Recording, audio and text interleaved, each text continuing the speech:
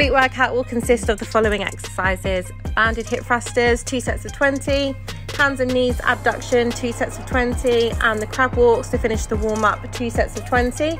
Moving on to the main exercises, we're going to do the front dumbbell lunges, 3 sets of 12, hip bridge with dumbbell, 3 sets of 15, dumbbell front squats, 3 sets of 12, into step ups, 3 sets of 12, and then the single leg hip bridge, 3 sets of 15 on each leg. Okay, starting with the banded hip thrusters, we're going to aim for 20 reps on this exercise.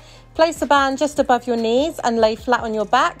You're going to have your feet hip width apart and your feet connected to the ground.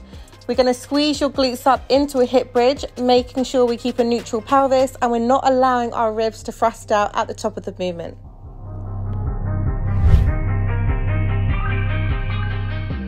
Next up, we have the hands and knees abductions. Again, placing your band above your knees in a hands and knees position, making sure we keep our core engaged throughout the movement. We're going to abduct one leg away from the body without swaying onto the other side for support.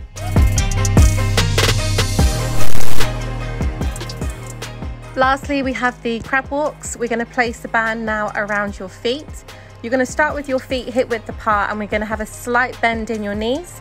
Keeping your pelvis in line, we're going to step out to the side and take a very small step back in with your other foot, making sure that we keep complete tension on the glutes.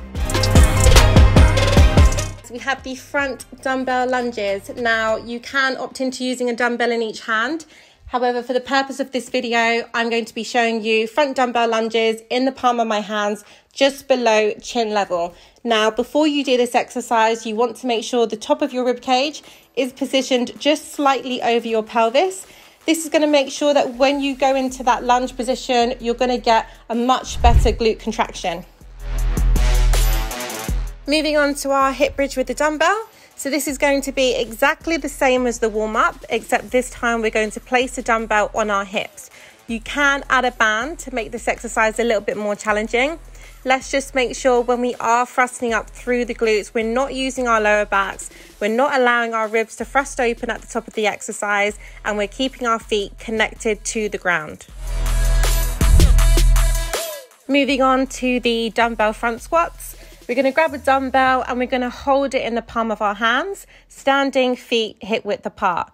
We're going to slightly push our hips back to achieve a ribs over pelvis position, and we're going to squat down to 90 degrees. Next up, we have the step ups, placing one foot on a box or a bench with your knees bent at 90 degrees. Now, ideally for this exercise, you do want to use a hard surface. You're going to put all of your body weight onto that front leg, and without using your back leg to push off, you're going to step up onto the box. Last exercise, guys, we have the single leg glute bridges with a dumbbell. We're going to lay on our backs and bend one knee in at 90 degrees. The other leg is going to be placed out just slightly in front of you with your heel on the floor. Now we're going to place the dumbbell onto the hip that we're using for the single leg glute bridge.